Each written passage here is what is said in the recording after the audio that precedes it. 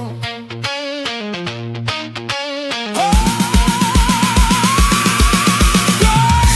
a break, there with prospects down. He's a football exec of great renown, breaking down the Bears like no one around. He's great Gabriel, and this is GTO.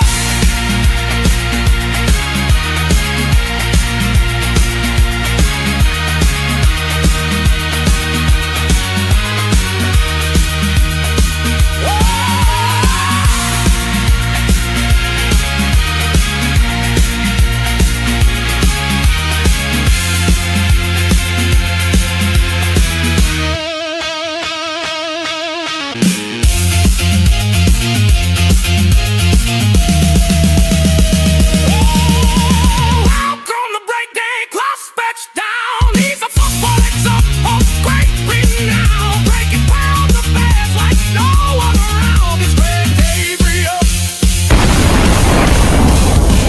and this is GTO.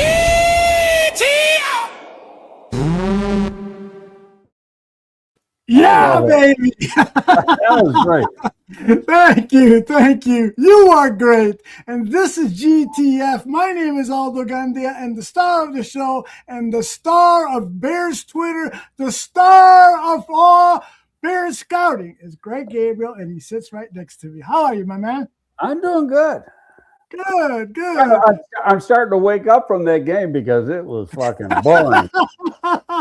Well, let's get right into it, because here's the biggest takeaways I got. Number one, kick the field goal, Ben Johnson, just like Seattle did early in the game and established as opposed to going to a fourth down. Number two, the Bears have to improve their defensive pass rush. I mean, what Seattle did, and New England's pass rush was pretty damn good too, was outstanding. And the way all 11 guys on the defense worked together was exemplary. What were your thoughts of the game? What were your takeaways? Yeah, the first half was like all defense. Mm-hmm. And if you like defensive football, and actually I do, but not Me for too. not Yeah, for Super Bowl. I agree. You want action. Yeah, and you're right. The Bears need to improve the defense. Now, there's times, even in the playoffs, the defense actually played pretty good, but it didn't play like either of those two teams. Yeah. Okay, and what's missing is that consistent pass rush. Mm-hmm. And that doesn't mean it has to be an edge. Could be a tackle. Booker's going to get better. You're going to get Turner back. Dial comes back. I know there's a lot of fans that don't like Dial, but I'll say it like I always say it. The coaches do. And those are the people that matter. It's not that far away. Personally, I don't think the two best teams played the Super Bowl. Oh, okay. Because you think that maybe the Bills were? Well, just part of it's luck.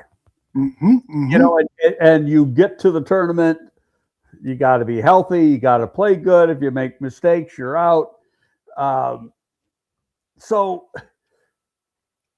you know, theoretically, San Francisco might have been better. LA might have been better. LA Rams might have been better. Buffalo may have been better. Denver may have been better. But that's the two teams that made it. Yeah. And so, you know, that's the game we had. Personally, going into that game, it was like, yeah, who cares? The game did nothing for me. And the first half played out that way. Yeah. I mean, almost to the point where I'm going to turn this off. I started texting my daughters and said, "Do you guys win any squares? Is there any excitement here?" And no, my daughter was kind of pissy, and she said, "No, I got this number wise." And she goes, "You saw what the numbers are, 0 and whatever." Yeah. Well, let me tell Wendy and everyone else watching that we are going to talk defensive tackles. Greg and I, in the last third of the show, he and I are going to continue talking a bit about the Super Bowl, and then our special guest, Jeff Agrest, who is the deputy sports editor for the Chicago Sun-Times and covers the sports media beat. We will talk to him a little bit about the broadcast and get his thoughts on the game as well. He'll be joining us in about 10 minutes or so. Greg, the other thing that I got out of this, the Super Bowl winning team, is that maybe drafting a defensive back at 25, if there is somebody who could be a difference maker, shouldn't be off the board. Your thoughts? I know DJ had that in his mock, and he's just trying to go based on what his board says and using needs. What's going to be. I don't see corner being drafted. Yeah, corner is a really strong position. They had injuries there, and you're getting some of those guys back. Obviously, what's going to happen with Wright remains to be seen. You look at you can re-sign him if he had a decent deal, but if he gets a lot of money somewhere else, well, that could help with a comp pick down the road. So, once you do all the calculations on formulating comp picks. And speaking of comp picks, I think at the end of the day, the Bears are going to get comp picks. But we'll get to that later. And I think they're being very quiet about it. And you're not, when the comp picks are released next month, you'll see that they get something, because this whole thing is BS from some way. Ian Cunningham is in charge. Yeah. And because of that, there should be no question they get comp picks. It's almost as if there was an assumption that Matt Ryan was going to have all the general manager duties and so forth.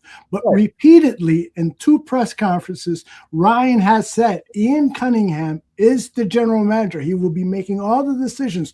So if the Bears don't get the comp picks, it's going to be something fishy's going on. Well, absolutely. Absolutely. And then and it throws out the whole concept of, what's the word I want?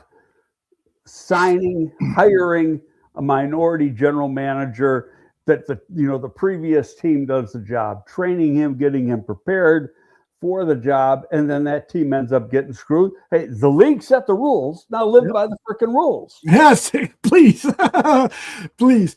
Hey, Greg, I'm going to shift gears here because our guest has arrived. And I got to tell you, Greg, I know you've never met Jeff, but Jeff is here at the Bar Room 11 years. He is one of my personal all-time favorite guests because he's a great guy. And secondly, he talks about one of the subjects that is near and dear to me, which is broadcasting. I worked 11 years in broadcast television at CBS and then at PBS. And I've always, since I was a kid, I was in love with how the networks carried football games and stuff, back to the days of John Facenda on NFL Films and Ray Scott, the announcer for the CBS football games and all that. I just fell in love with that. And Jeff knows all about that, and especially what's going on currently. Let us welcome Jeff Agrest from the Chicago Sun-Times. How are you, Jeff? Hey, guys. How are you? Doing really well. I'm doing great. Pleasure to meet you. Yes, for sure. Jeff, I know you know of Greg. He is the tyrant on Twitter who loves picking fights with Green Bay Packers fans and so forth. So I'm glad the two of you are meeting for the first time here. I'm really a nice guy. Very, very kind of you. Thank you. We'll take care of that, I'm sure. But I remember, obviously, when he was with the Bears all those years. And just heard great things. Excellent. Jeff, your audio sounds a little off. I don't know if there's anything that you can adjust. It doesn't sound terrible, but it does sound like a little warbly for some reason. Echo. Okay, I could take out my my guys here. Yeah, let's try that. Because sometimes they tell you to put them in, sometimes they tell you to take them out, and so forth. So the audio will have to come out through your speaker. Speak to me a little more. How do I sound now? It's about the same. It's about the same. But we can fight through it. That's fine. We've got you for 15, 20 minutes, Jeff. And overall, let's first talk about the game itself. What were your impressions about what? I'll wait till he's got his ear. There you go. Can you hear me now? He'll get it. There you go. I'm testing 1, 2, testing 1, 2, testing. All right. No problem. You let me know when you're ready to go. Hey, Jeff, why don't you try to get out and get back in? Maybe that'll work. Yeah, because that works for most of us. Well, let me, Greg, why don't you entertain this question from Chris while Jeff is working on his connection? How do you think the Bears cap space is going to affect future Bears signings? That's a great question. And it's really, okay, it's 4 weeks from yesterday is the day that negotiation window opens up. Mm-hmm. And so, and the cap space, the official league year begins 4 weeks from tomorrow. Yeah. So they have to have it under control in the next 4 weeks, which means there are going to be some restructures of contracts. There's a lot of contracts they haven't touched since they, signed these guys last year, the year before, etc. So they can create, some people have said up to 50 million. Maybe that's the case. There might be a few guys that are let go. Again, we have to see how they do it. After the way the 25 season went, I'm not going to complain about any move they make. They know what they know what they want to do. They know what they want to get done and what they want to accomplish, and how they do it is what's going to happen. Jeff, you give me a thumbs up. I can see you in the background. You give me a thumbs up when you're ready to go. I got the thumbs up. I think we are ready to rock and roll. You talk to Jeff for 1 second. I'm going to bring the dog in here because he's yelling. Okay. Sorry, I don't know what happened there. No, don't worry about it. Stuff happens like that all the time. Listen, Jeff, I want to get your overall impressions of the football game first before we talk about the broadcast. I mean, a lot of people are saying it was dull. Frankly, the first half, I was really intrigued by the defensive battle, but the quality of play afterwards really started to deteriorate in my mind. What are your thoughts on the game overall? I didn't think it was boring. People have been saying that, and I don't mind defensive football. I didn't mind 12-0. Obviously, it wasn't what most casual fans were hoping for as far as keeping their interest with more offense. What Seattle had against the Rams, and in previous games. I thought it was a close game, and the Patriots didn't look great, but they didn't look great for the previous 2 games, for the previous 3 games going into that game, and so I think it was kind of expected that they weren't going to be the team they were in the regular season. They seem to have hit the skids offensively, especially after that Broncos game. You could debate whether they should have even been in that game with Bo Nix not having played for the Broncos the week before in the AFC Championship game. And Seattle with Sam Darnold, they were riding a high on that offense, and I didn't think that was going to be sustainable. So I wasn't that surprised that – maybe I was a bit surprised that New England was that bad, but I wasn't surprised that it wasn't the greatest football game. But still, it was close. It was still just a 2-possession game at halftime. And as a fan of defense, there was some good defense being played there. So it's sensational, yeah. I didn't find it to be boring at all. By the fourth quarter, it got out of hand, but I thought the game got a bit of a bad rap. Before you joined us, Greg actually said that maybe the best 2 teams weren't in the Super Bowl. You kind of agree with that, Jeff? I think Seattle belonged there. New England did not. Denver, if Bo Nix is in that game, Denver wins that game. New England gets that offense. But I agree with that wholeheartedly, but then, it is what it is. I agree with you when you say, defense is fun to watch. And I firmly believe that. I mean, I was brought up in this league with Bill Parcells, who was a defensive coach, and Belichick was his coordinator. That goes way back to the 80s. But at the same time, in a Super Bowl, I don't want to see that. You want to see more explosiveness. Fireworks. You want to see excitement. But I get it. For the football purist would really like that game because of the way the defenses were playing, and actually both defenses played well. It was a surprise to me that Seattle didn't need to they were getting home with 4 guys, and that was a surprise that the Patriots were able to protect May like they had during parts of the regular season. Seattle didn't need to do anything exotic, and that was a surprise. But it's still neat to see that to me. Like, whenever I think of football today, I'm always thinking of the offense going their way, but the defense gets to push back, and they get to go their way too sometimes. And we saw that in this game, and I don't mind that. Greg, I'm with you. I'm a child of the 80s, and I watched my first Super Bowl, well, my second Super Bowl, I guess, of memory was the 85 Bears. And so that is still strong in my brain as to how dominant that they were and how much they were pushing against the opposing offense. So it did bother me that much that it was a defensive struggle. I find those games to be interesting. Indeed.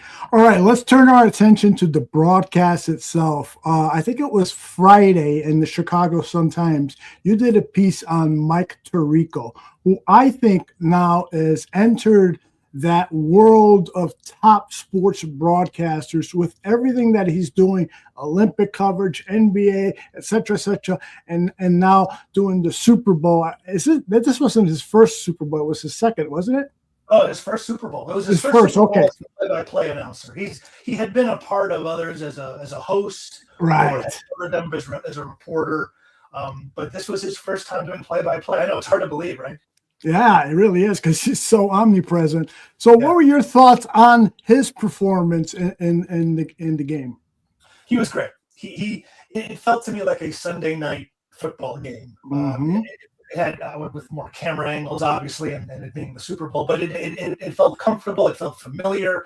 They added Kaylee Hartung, who was great, and I thought even better than Melissa Stark, frankly. Maybe they want to think about adding her as a second silent reporter like Fox has with Aaron Andrews and Tom Rinaldi. But Mike is so sharp and he's so clever, and he just has a command of the broadcast where you know you're going to get a quality call. He knows the rules of the game. There's never a misstep. There's never even a stutter. I'm a stuttering fool sometimes, and this guy is just as smooth as silk. He really is. Yeah. So he's just so. I think he is the best play-by-play announcer in football right now. I think he's better, and I love Joe Buck. I adore Joe Buck, but I just think Mike gives you more. Joe is very abbreviated in his calls. He's very staccato and very short, and there's nothing wrong with that. I just like that Mike gives you a little bit more. And Collinsworth, people like to rip on him. I've never had a problem with him. They say he talks too much. He doesn't rip on people. I heard him say in the broadcast about Kenneth Walker that he doesn't run block well. He doesn't catch the ball well. Other than that, he's great. Like, he said those words. Yeah, so, I was surprised. I was surprised to that point of the game, but I didn't have a problem with him. People were saying that, like I said, he overspeaks, or that early in the game he was saying that he was pulling a Tony Romo, like this could decide the game in the first quarter. But it didn't seem to faze me that much or bother me. It was a great broadcast. They didn't have much to work with, and from what they didn't have to work with, I still think they did a great job. Greg, I know sometimes you watch these games with the sound off because these announcers irritate you. Well, did you have the sound on? If so, what did you think about the broadcast crew? Yeah, it was on, but I have a way of tuning it out. Maybe it's because, I grew up in a family with 6 brothers and sisters, and I had a bunch of kids, so it's easy to tune things out when you want to. But at the same time, I love Tirico. Everything Jeff said about Tirico, I agree with. I think he is at the top of his game and by far the best guy. Not a Collinsworth fan. And here's my one complaint with the analysts on TV. And let's say, and before we even get into Collinsworth, let's say Tony Romo. When Tony Romo started, he was head and shoulders above everybody. He had just gotten out of the league. He was still preparing as if he was preparing for a game on Sunday. And I remember times when the offense would come up to the line of scrimmage, you'd see the formation, and he'd say, they're going to do this. And they did that, And then all of a sudden that stuff stops. And why does it stop? Because you get comfortable with what you're doing, and you stop preparing like you should. And that's the way I feel with Aikman, Collinsworth. They don't prepare. So then they got to ad lib during the course of a game. Greg Olson might be the best, and Brady's getting better because they prepare. And that's my one complaint. And it's just, if you're not going to do the preparation, then why have the guy out there, especially in a game like a Super Bowl? Now, granted, they didn't have a lot to work with. And from what I did listen to, Collinsworth was better than he usually is on Sunday. That's my opinion anyway. He did point some things out about the defense that I found as useful information. But as somebody, I think it was Viz or Joe, said that at one point he called Drake May the best scrambling quarterback. And of course, Chicago Bears fans are going to take exception with that because Caleb Williams might be a little bit better than Drake May when it comes to scrambling. Yeah. Jeff, what else stood out to you about the broadcast overall? Well, I think NBC does such a great job with the pictures. You know, they show everything that you want to see. Rob Hyland it was his first time on a Super Bowl. Drew Esikoff had been there many times before, and Rob has done so many big events that he just seamlessly fit right into the broadcast with Mike. They're locked in step as far as doing broadcasts together. So I think, the pictures match the words, and just when you look at NBC Sports across all the sports it does, you don't need to make the Super Bowl feel any bigger, but the events that they do, they make feel big. And I think part of that is the production value that they bring. The picture is crystal clear. The quality of the sound is great. They do such a great job, and they did a great job with the aerial shots, just some beautiful pictures. It was really an enjoyable broadcast, although the game obviously didn't live up to the billing. I watched it on Peacock because I wanted the full 4K effect, and the imagery it was fantastic. There wasn't any glitches. Peacock has been criticized for their streaming of live events, as some of the other services have, but it was flawless execution. My only complaint, Jeff and Greg, I'd love to hear your thoughts on this too, is that I didn't feel like NBC brought any innovation to the game. Yes, it was technically flawless, and lots of credit, particularly since they're covering the Olympics. And so a lot of their key people are over in Italy who handled the broadcast. But when the game started, I expected a little bit something different from maybe camera angles or graphics. They did add this kind of surround sound thing to the graphics. So my room was twirling around with sounds. But outside of some of the audio innovations, visually, there wasn't anything going on. There wasn't anything graphically or visually that I found innovative. Your thoughts, Jeff? Well, they had that, I forget what it was called, but you could see the direction of the wind. That was yes, that was good. Innovation. Yes, that they had tested before when the Bears were there in San Francisco for that Sunday night game. Yes, and that was interesting, where you saw the little blue arrows flowing where the wind was blowing. Yeah. And I'm trying to think about. I mean, they had they had tons and tons of cameras, way more than they have for a Sunday night game, and they did have some interesting perspectives of shots that you don't normally get in an NFL game. Like when the Patriots were backed up into their end zone, they actually had a camera almost lined up with the end zone. So they were able to have not just the camera that you get at midfield that would look diagonally on an angle toward that end zone, but they were in the end zone essentially. Like if you were sitting lined up with the end zone. So they had extra cameras in spots like that for those perspectives. But yeah, I suppose they don't, they didn't have the Doink cam. At least they didn't use it if they did, and I didn't see. Right. I think CBS had a couple of years ago, or whenever that last Super Bowl was. But yeah, I think a lot of stuff now is becoming commonplace. Like maybe at a time we would have been wowed by it, but now that we've seen so much advancement in production technology that we're not anymore, it's become normal. But yeah, you make a valid point. There wasn't something to say that wowed us as far as innovation. Yeah. What do you think, Greg? No, I don't disagree with anything you guys are saying. I was, while you were talking, the thing I was listening to is, on the NFL Network, a lot of times they show older games, especially like Super Bowls past recently. And you watch those and you watch what we see now, not just this year, but to the last couple of years. And the overall visual effect is so much better now than it used to be. It used to, I mean, say a game 10, 12, 14 years ago, it was plain Jane as compared to now. Very much so, yeah. Indeed.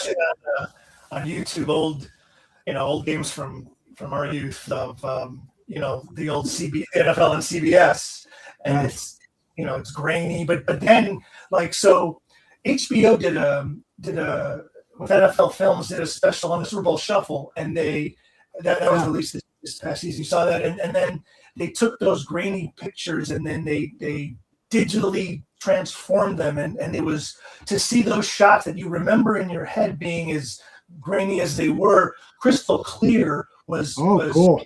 Unbelievable to see the Wilbur Marshall's return in the snow of '85 in crystal clear high def was beautiful.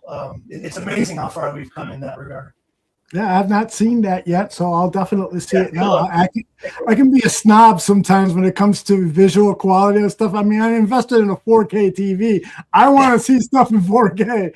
All right, so we have to talk, Jeff, about the halftime show. Very controversial, yet the numbers for it were sensational. Correct me if I'm wrong, Jeff, you would know better than me, but estimated 120 million people watched the halftime show. Has that been announced yet today? Because numbers that were thrown out yesterday were not accurate. Yeah.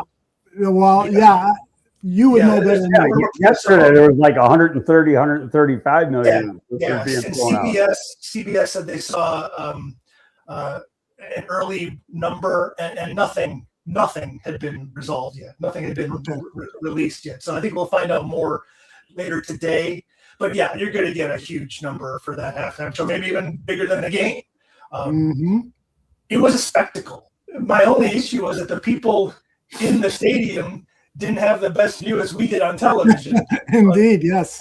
Obviously, you're going to get more people watching on television than you are in the stadium. So, but it was so. It was the most. It was such a unique show in that it told a story and it followed. Just to have that choreographed, like that wasn't just standing on a stage. That was weaving. Bad Bunny weaved his way through different sets, different scenes. That to me was the most impressive thing. Just the choreography of the whole thing. I gotta say this: I didn't know what to expect, and in all honesty, I had never heard even one song by Bad Bunny going in. But I've heard a couple things that I've heard that have been critical is that it was a made-for-TV production, which was obvious, and it was very, very good. I don't know Spanish. I don't understand one word that was said, but the show itself was really good. Yeah. At the same time, you got 65, 70,000 people sitting in that stadium that paid over $1,000 a seat, and they didn't see a damn thing. So who are you trying to play to? Are you trying to play to the people that actually paid their dollar to be at the game, or the 100 million, 75 million, whatever the number is going to be on TV? And I think it's got to be a combination of the two. Yeah, that's a valid point. And I think the 130 million or so who are going to have watched that game outweigh the 70,000 in the stadium. And that's just my opinion. But they saw whatever they could see, and who's to say that with a traditional Super Bowl show that everybody would have seen as much as they would have liked to as well. So I'm going to go with the people who have been doing this for a lot longer than I've been watching it. Well, I'll add this. The reason Bad Bunny was booked is because numbers wise, he is the most popular musician in the world. And the NFL is trying to expand their international reach. They're trying to lock up the European and South American continents. And so what's the best way to do that? You get a guy who is selling tons and tons of records in South America, tons more in Europe and so forth, and you are appealing to those people first and foremost. The Americans who don't like listening to a halftime show that 90% of the lyrics are in Spanish, they're we could go back to rap music. I saw a comedian making fun of the whole thing, saying, you know what, we can go back to Kendrick Lamar if you want to, which I thought was hilarious.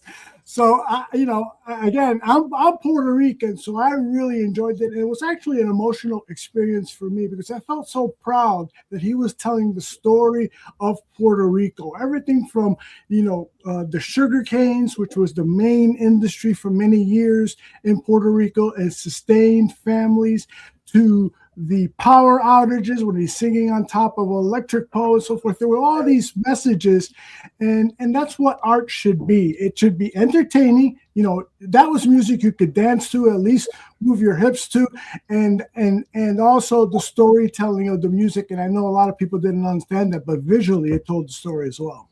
Well, you make a great point, Arlo, in that you have the most popular league in the world, and you have the most popular artist in the world, and it only made sense. Like, that's what you said is 100% accurate. All the NFL wants to do is increase its profile and expand its reach, and this is how you do it. You bring in somebody who has fans who may not have watched the NFL before, and you expose them to your sport. There was a great shot I saw on video after the game of Bad Bunny and Roger Goodell hugging. I don't know if anybody saw it.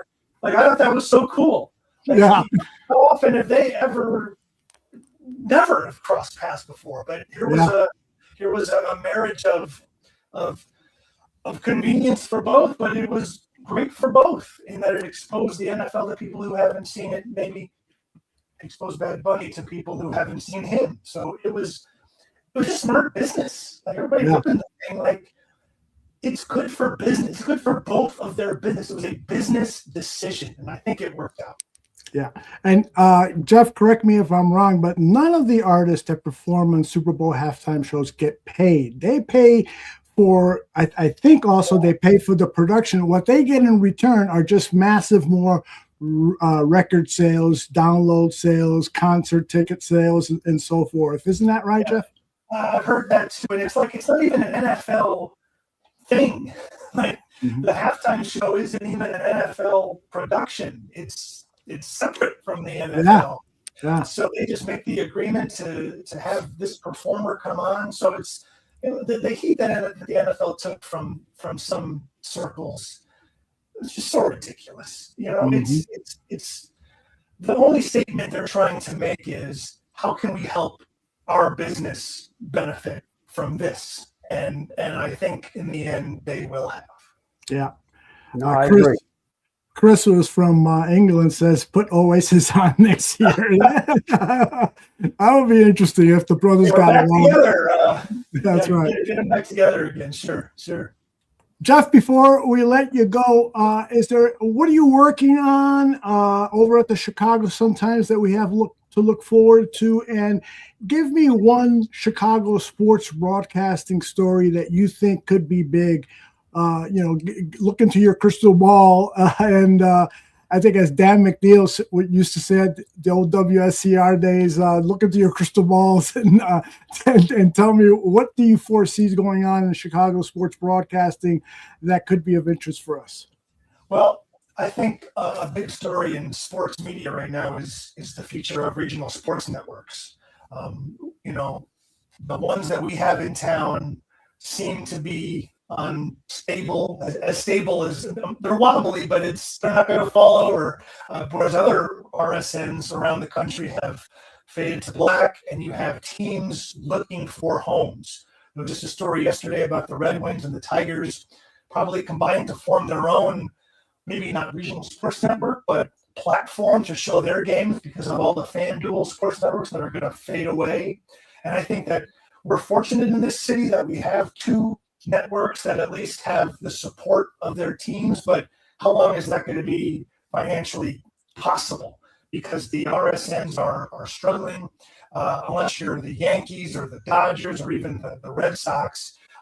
Those are in strong shape, but even they have felt some of the tug of cord cutting. You know, you had a whole Comcast dispute last year that the FCC stepped in to mitigate. But how long do these RSNs have on their watch to stay afloat? Because MLB, what they want to do is they want to bring in all of the RSNs, or at least all of the teams under one umbrella. And you know, the more successful RSNs like the Yankees and the Dodgers and the Red Sox, do they want to be a part of that when they don't need that kind of support? Do the Cubs want to be a part of that when they don't need it as much as other RSNs do? So I'm interested to see how MLB in these next few years, because they're the ones that have the big issue is what are we going to do with, what's the future of our regional sports networks when in 3 years all of our deals are up and we have MLB TV where the commissioner, Rob Manfred, wants to bring everybody under his umbrella to distribute all of their games everywhere. So it's going to get very complicated, and I'm interested to see mostly where the Chicago Sports Network and Marquee Sports Network fit into that ecosystem. You know, Jeff, the one thing I just saw, I think it was yesterday or the day before, there's like 6 major league teams that have lost their regional sports network, right? And they're having Major League Baseball actually produce their games, so it's under that umbrella. Is that where you think this is really going? Well, so that's the issue, right? And that you have, I think it's the Brewers are in that pool of going to MLB. The Cardinals might be. Then I saw reports of the Angels and Braves maybe starting their own RSNs. But yes, ideally for MLB, they just bring everybody under their umbrella and they'll take care of it all and they'll distribute it and they'll get the money from those proceeds. So they're not going to have a complete roster of teams to broadcast yet, but they have a lot more than I ever thought they would. They had, I think, 5 last year. They're going to double that at least this year.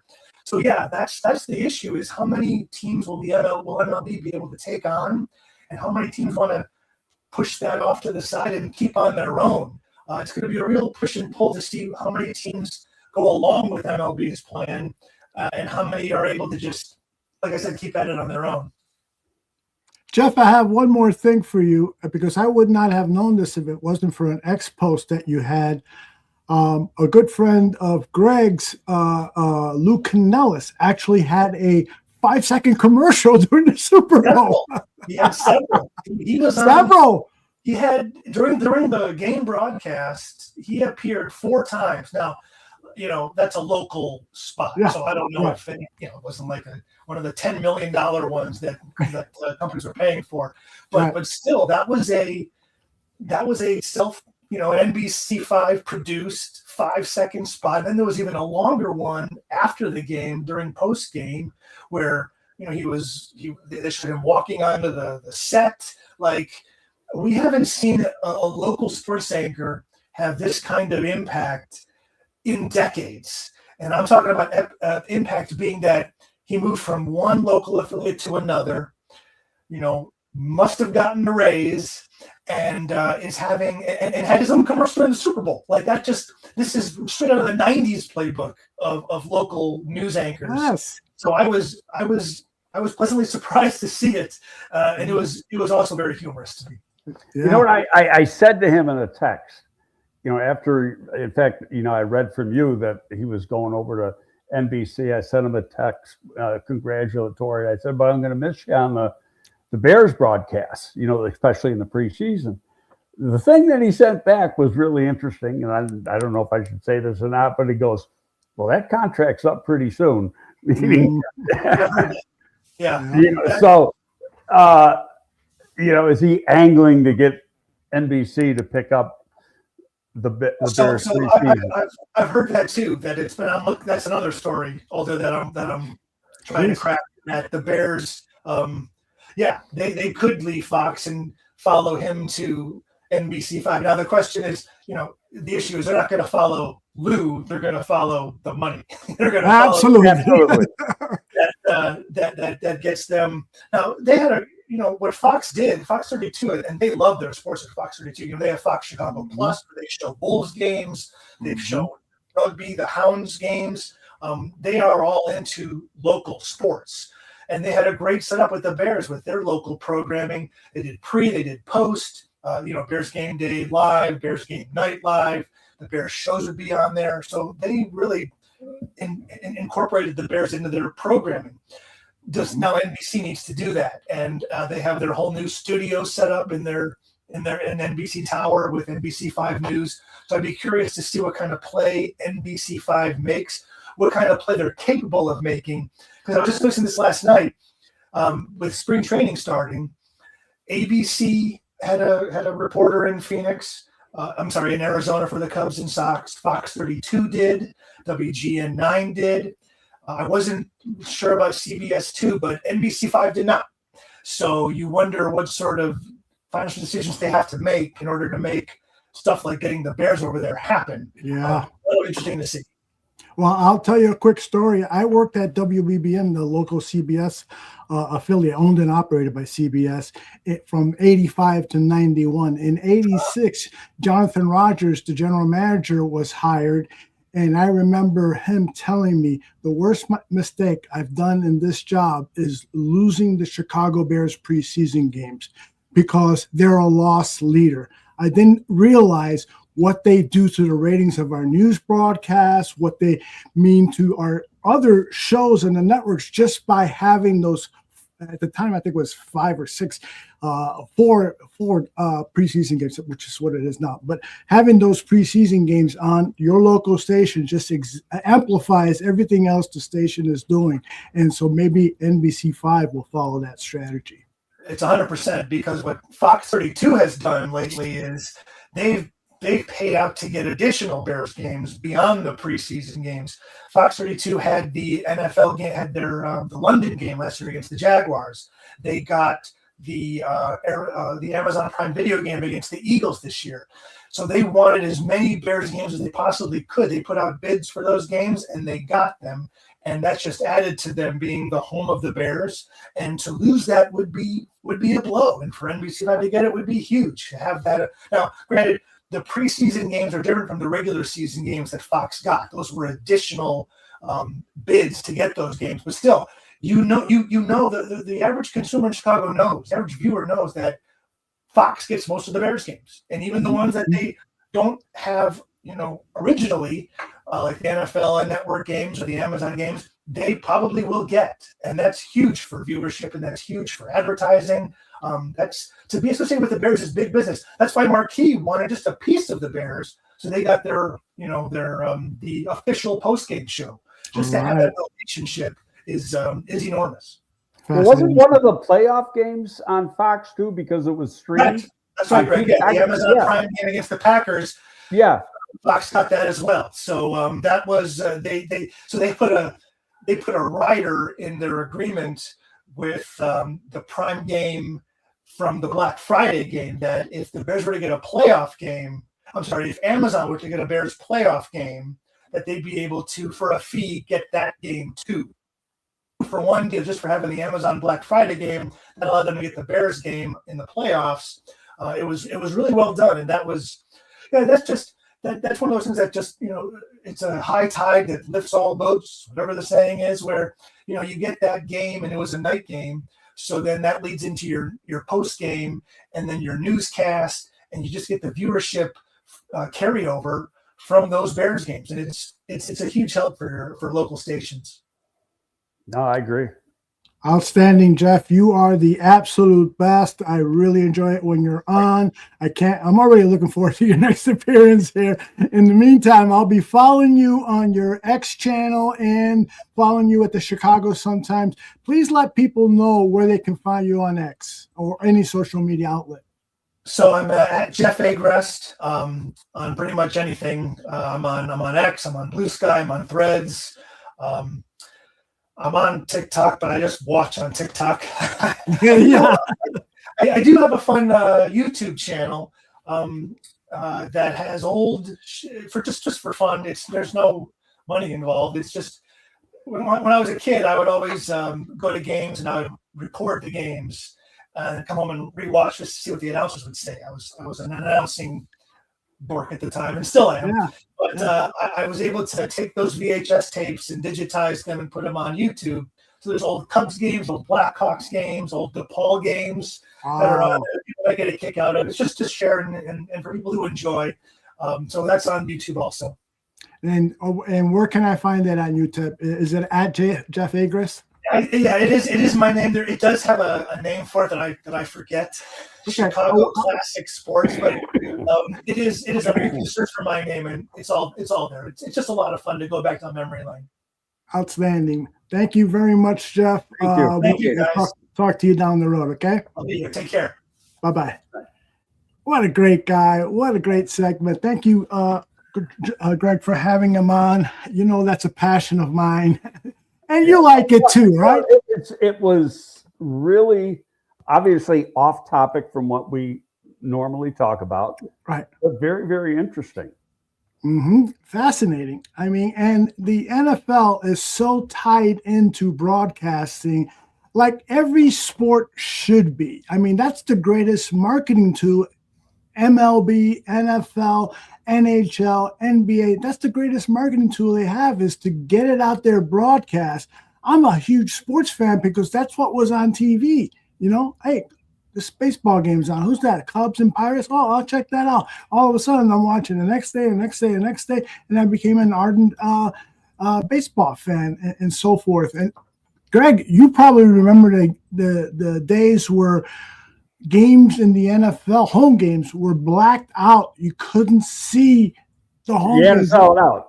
If you had to sell out 3 days before, yes, you had the game broadcast, and there was a lot of times if there's like 1,000, 1,800 seats left when you were coming to that deadline, a local company would step up and buy the tickets and then distribute them, to charities or whatever. So a lot of times you got the blackout, but if you had 10,000 seats, you're out of luck. Yeah. I remember a great Bears-Cowboys game, and this was the game Landry was alternating quarterbacks. Greg Morton and Roger Staubach would go in with the new play and play quarterback. I had to hear it on the radio. I couldn't see it. I'm like so angry. This is history being made. It's not being broadcast in Chicago. What a stupid time. For a second so I can get a cough in here. All right, you gotcha. All right, that is Greg Gabriel doing a little coughing for us. We can see it. If you are listening to this on audio podcasts or watching the replay, make sure you let people know that Greg Gabriel show, GTF, Gabriel Talks Football, is on the Barroom Network. Share it with your friends. Really appreciate that. All right, Greg, let's start talking about some Chicago Bears news. And one of the big stories this past week, actually, let me kind of continue. You said just before Jeff came on that you anticipate there might be a change with the NFL ruling that the Bears do not get the comp picks. You think it could be changed in the Bears' favor. Tell me more. Well, a lot of things that I said on here and on Twitter, and some people were saying, oh, you don't know what the hell you're talking about. Well, it's turned out to be right because I do know the rules. And Atlanta, I think the way the job was represented to the league when Matt Ryan took the job was that he was going to be the top football guy. He's not the top football guy. To his own, he said it himself. And Ian is. And so I think there was just really a mistake made, misrepresentation of what the job is. And reality is that Ian Cunningham has the role. He has, from what I understand, he has control of the 53. That's the most important aspect of the job. And because of that, there is no reason whatsoever the Bears should not get comp picks. Now, like I said, earlier, I think this is all being done very quietly. The McCaskies are talking to the league, the commissioner. They're making their case felt. I think that if they don't end up giving it, there's going to be a lot of people disappointed. And you're going to have other teams. Some fans say, well, we're not giving up picks. The team does not give up the picks. Okay? Mm-hmm. These are bonus picks. Teams might be upset because it would push them down. So teams in the fourth round wouldn't be getting the 100 and what pick. They would be getting the 100 and what. You're getting pushed down one pick. And you know what that means? Nothing. Because everybody, we've talked about it 1,000 times. Everybody's board is set up differently. Mm-hmm, mm-hmm. So it's not going to like, oh my God, we're not going to get so-and-so in the fourth round. Yeah, you probably will. So that to me, it's not a worry. Do you think, and I'm actually looking up when the next NFL owners meeting is, do you think that will be a topic of discussion? It's a big meeting. It's in March, middle of March, end of March. It's right around then. March 29th. Annual league meeting in Arizona. Or right before that the league announces the comp picks. Gotcha. Okay. Well, we'll be watching that. What I was going to say is when they release the comp picks, there's going to be a third round pick for the Chicago Bears. Mm. I can't say I'm dead positive of it, sure, but I'm strongly positive that it's going to happen. It should happen. Yeah, every point that you've made on this issue is a valid one. And I said earlier in the show, I think it seems to me like the NFL or some of the pundits were quick to make the judgment that Matt Ryan was going to be the kind of GM. And so that's why the Bears wouldn't get the picks. But people like Courtney. I had a text conversation with Courtney, and she said, you got a point. And then she called the league office. The league office said, no comps. But you know what? Things can always change. And remember what I said? I said, what's in the contract exactly is what counts. And the contract doesn't even get to the league office until a couple days after he signs it. It gets reviewed. It goes to the management council. It gets reviewed. And then the commissioner puts his autograph on it, and it gets sent back. So there are a lot of things that had to go through. Mm-hmm. So when people made that assumption, none of that stuff had happened. Right. Exactly. That's another great point. I mean, how could they be, saying stuff without there being signatures on contracts and lawyers looking at things and blah, blah, blah. So we'll keep an eye on that topic. Greg, I want to move on to the Bears' new offensive coordinator. There's another thing we need to do more before we go to that. Sure. And that's Arlington Heights versus Indiana, because there was news. I don't believe it was news. I believe it was the Illinois politicians trying to show that they're doing something. Yeah. I think the statements that they made were, first of all, I don't believe a word any of them say. So, I think they're trying to say, we're trying, and we're getting close. But here's reality. They got 2 weeks to make a deal.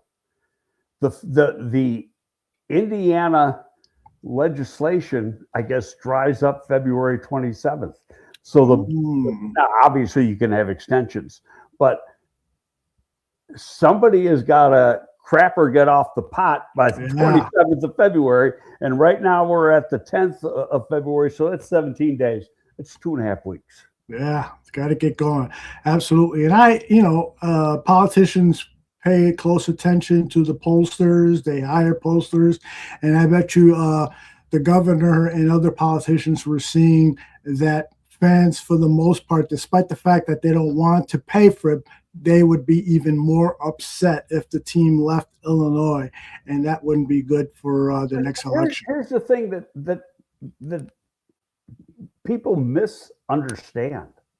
They aren't paying for the stadium. The Bears are. Mm-hmm. It's not a penny of that stadium comes out of taxpayers' pockets.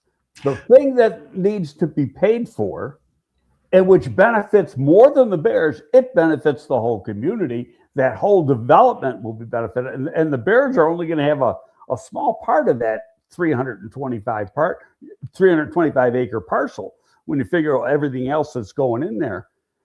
It's the infrastructure, the ability to get in and get out and get there quickly.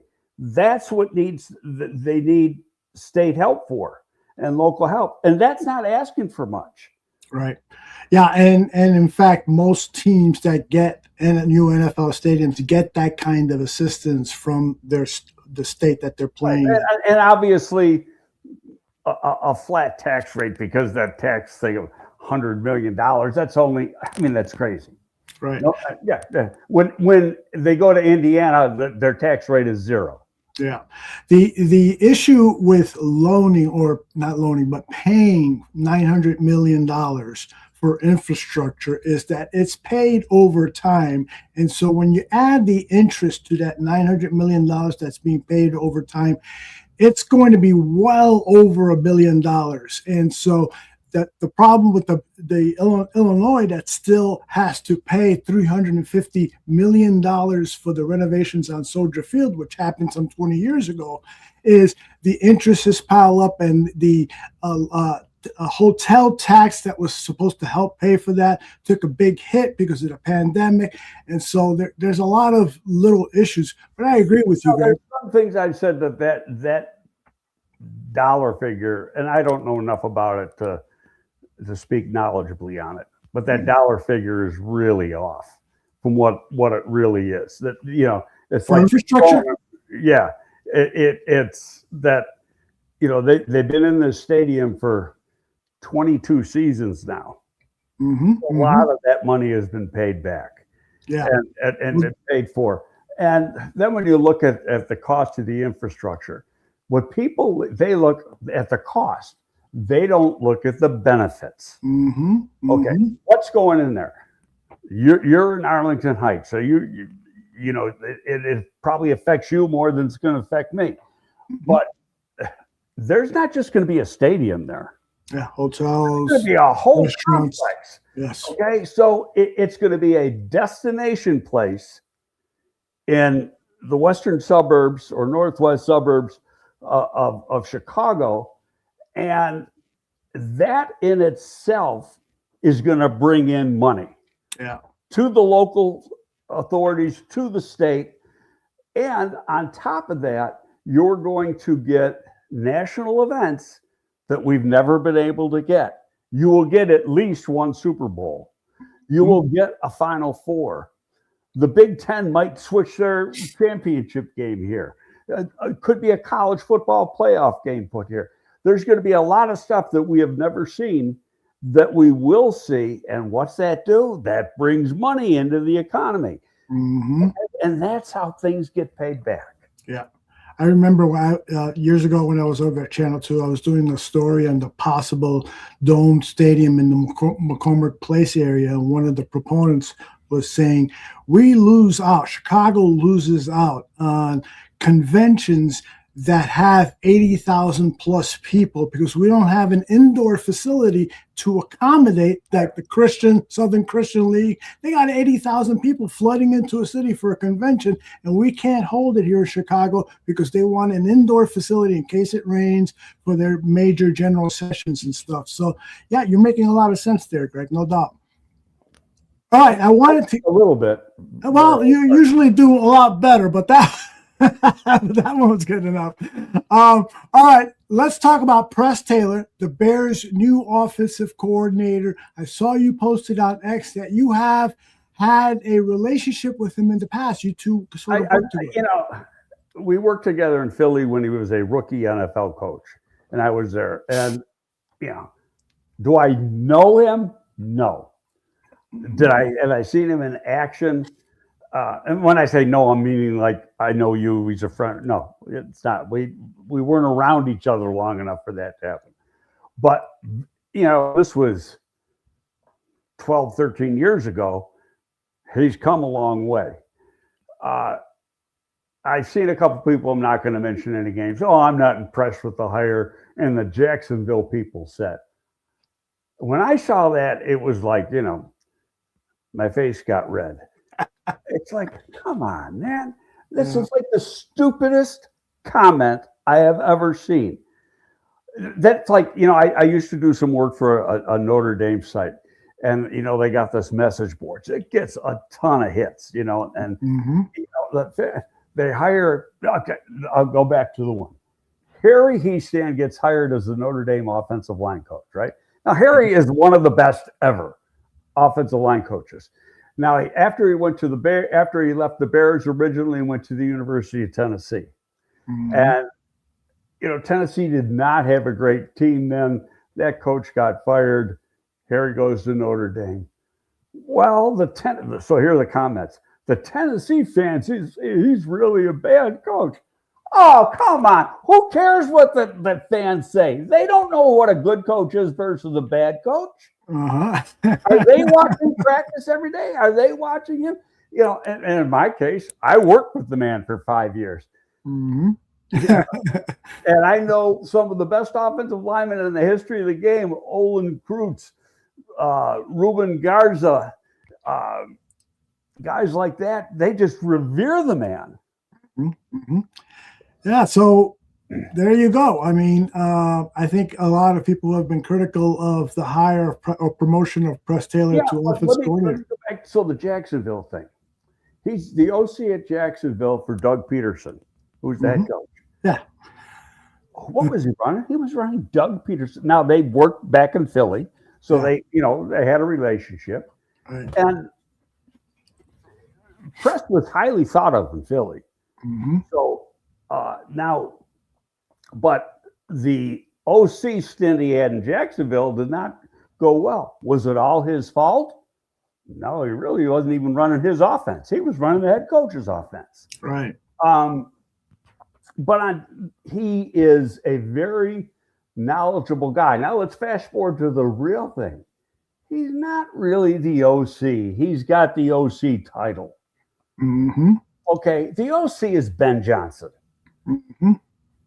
Yep. So, you know, and Ben felt highly enough of him to give him this promotion after working with him for a year. Now, that's key. Anybody who's got the balls to criticize Ben after what happened his first year is out of their mind. Yeah. Indeed. And that's all I got to say. It's like he's earned your trust. If you want to complain, you're an idiot. Yeah. I personally love it when teams and organizations promote from within, because it helps with continuity. You're rewarding employees, coaches in this instance, who have worked their butts off. They know the culture. Press Taylor knows what's expected of him out of this job, and he's going to help with designing plays, and he's going to basically run the offenses in terms of the scheduling and getting players lined up and so forth, and he's there to answer all questions, and that's going to be much more easily done with a Press Taylor than somebody who's never worked with Ben. Is that fair to say? On top of that, he was the pass game coordinator last year. Yes. Okay, so it's not like he was just holding a clipboard. That's right. Okay, that's right. So any question of this is totally unfounded and crazy. And it's just Chicago people trying to bitch because that's what they do. That's right. It's the city with broad bitching. That's what we've become. One beer man just popped in this question. Do you think Jeff King will be the next assistant general manager? I don't know that. And excuse me. You know, when we had Rick Smith on a couple weeks ago, Rick is the agent for Jeff. He'd know the answer before anybody. I mean, if they're even talking about it. But I think that'll be something very likely could happen. Will it happen? I don't know. you know, they might not even fill the role because, you know, and here's why, because you don't have to have an AGM. Mm-hmm. Okay. But they had to give that title to Ian to get him here. Yeah, and that makes sense. But does this make sense to you? Do you reward a Jeff King with a promotion, a little bit more money, particularly given rumors that I heard he's going to be a future GM, whether it's next year, 2 years from now, 5 years from now, whatever. He's got GM chops. You know, we saw him on video making trades during the draft session, securing players. He's got a huge role, particularly last season when Ian was interviewing for jobs during the draft prep, and Jeff kind of stepped in and played that role. Well, and part of that reason was because he was repped by Rick, and so they had a really good relationship, so he could work as a real good liaison between Rick and Ryan Poles. Mm-hmm, mm-hmm. Yeah. Okay. So I personally, Rick said that last year when we had him on right after Ben was hired. That's right. He said it's because of the relationship I have with Jeff that we were able to get this whole thing put together. Indeed. Well, it's going to be an interesting story to follow over the next few weeks, because I'm sure if King does get that promotion, it'll happen well before the draft. That's safe to say, Greg? Maybe, maybe not. Maybe after the draft, because a lot of times it's after the draft that you announce promotions and stuff and personnel that they could, you know, their little restructuring of the personnel department. But what's important, it's not the title you have, it's what's your job description. Yeah. Okay. I had the title Director of College Scouting. In today's world, with the Chicago Bears, I'm way down the freaking totem pole. Okay. The way they got, we did not have that layer upon layer upon layer of executives. We had Jerry Angelo, me, Bobby DePaul, and Bobby DePaul and I were equals. That's it. And we did all the work that an AGM does, a director of player personnel does. We just didn't have the title and the money. Yeah, and a lot of people prefer that older style. There's less complications. There's less layers of communication. If you've got the right people in that kind of smaller hierarchy, it can be very, very effective. Well, you want to know why they do it? That's how you get more good people, but you got to pay them money. And part of that is the title. You give them a better title, you got to give them more money. Absolutely. Absolutely. Okay, moving on, I wanted to ask you, and it just escaped my mind, but it'll come back to me in a second here. Do you think that Ryan Poles, well, here it was in the form of a question. Let's do it this way. Let's see, where is it here? It's regarding DJ Moore's contract. Restructuring Moore's contract would likely make him a top 10 paid wide receiver. Is that right? If you restructure the contract, wouldn't the payment come down if you're stretching it out over? I mean, I'm not going to, because we got a lot of stuff to cover, so I'm not going to go into OTC or Spotrac to look at his contract. What restructuring means is he's got a salary due this year. Right. Off the top of my head, it's $28 million. Right. Okay.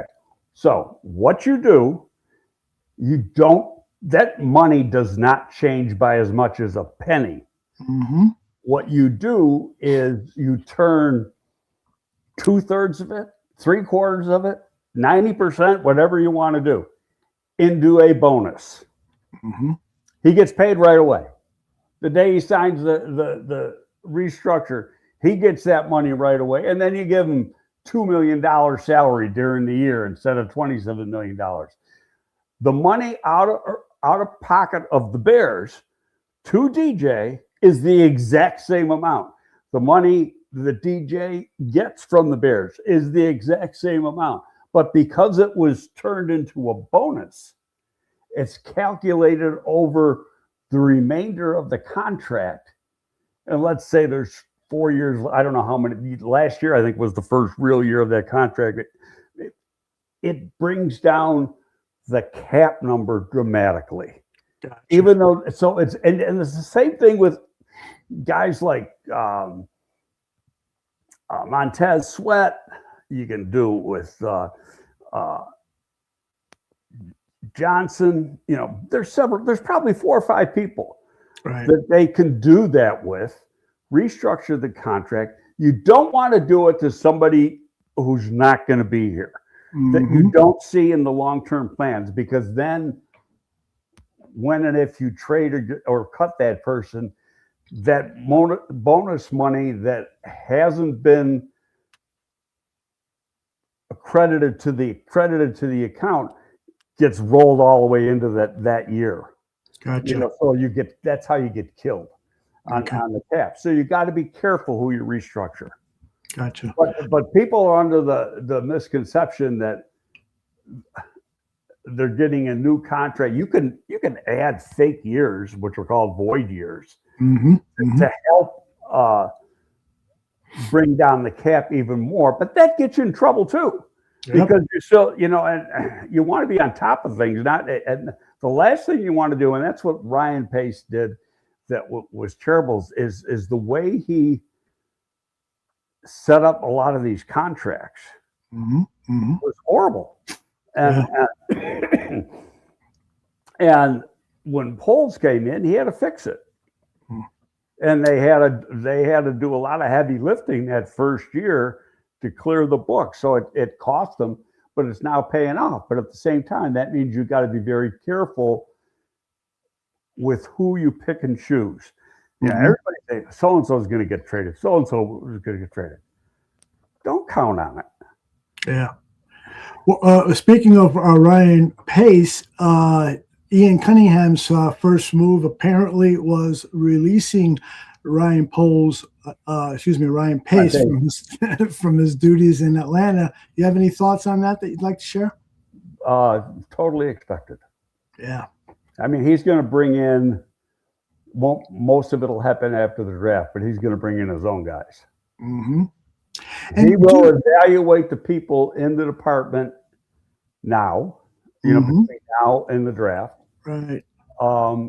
Within 2 days of the draft being over, there could be guys let go, and then he'll begin to, bring in his own people. Assemble his own staff. Yeah. Indeed. Should Bears fans have any concerns that Ian has been a part of the very, very preliminary parts of scouting for the 2026 draft for the Chicago Bears? No. I don't believe that, if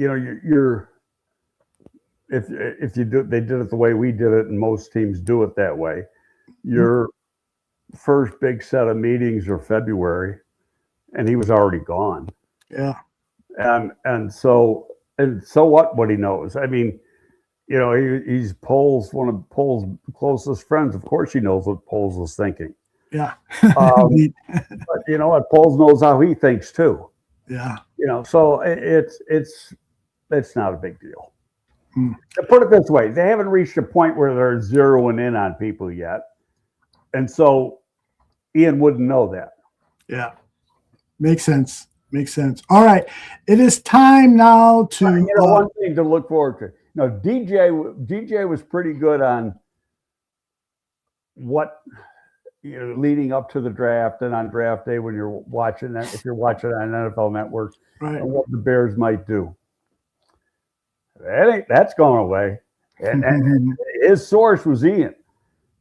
Ian and DJ work together in Baltimore and are good friends. Oh, that's so right. where's DJ going to have a tie? Atlanta. Indeed. And we'll see if maybe he establishes one here in Chicago, but the main one has gone to Atlanta. All right, Greg, let's move on to your evaluation of 6 defensive tackles. It appears that the consensus among most Bears pundits is that defensive tackle right now is a priority over the edge position. Is that something that you agree with? Yeah, I think it's the best player. Well, no, let me back up, because I say this all the time. What happens 4 weeks from yesterday when free agency starts?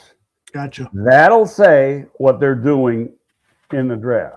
So if they sign a defensive tackle in free agency, then the chances of going edge in the draft are a little bit stronger.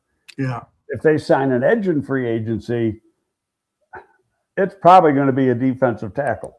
Yeah. Could be what you said. It could be a DB. It could be safety. I just safeties, unless they're really special, aren't really first round picks. Mm-hmm. And you saw the guy Seattle took, and a lot of people thought he was a first rounder. Well, he wasn't. He went in second, even though he's a first round talent. Sure. Because it's the value of the position and where you take him. Yeah, indeed. I just want to digress a moment here. Shorty, Mr. Shorty, who you know well, you've been on his network, Bears Country Productions. He says that the Bears are in win now mode. I say, don't sacrifice winning in 27, in 28, in 2029. The plan that Poles has made clear to Bears fans is he is looking for sustained success. So to trade draft picks and to upset the salary cap, where you then are forced to get some of your better players off the team or add more to the credit card because you're extending their contracts and so forth, is not the plan.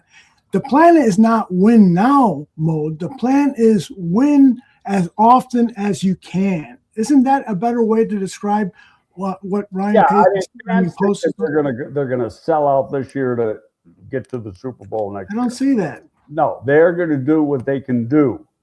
Part of it is luck. Did anybody think they were going to win as many games as we were throwing 9 out as a figure back in August and the beginning of September, and they surpassed that. Yeah. So let me have a second to cough again. Absolutely. Take care of my man Greg there.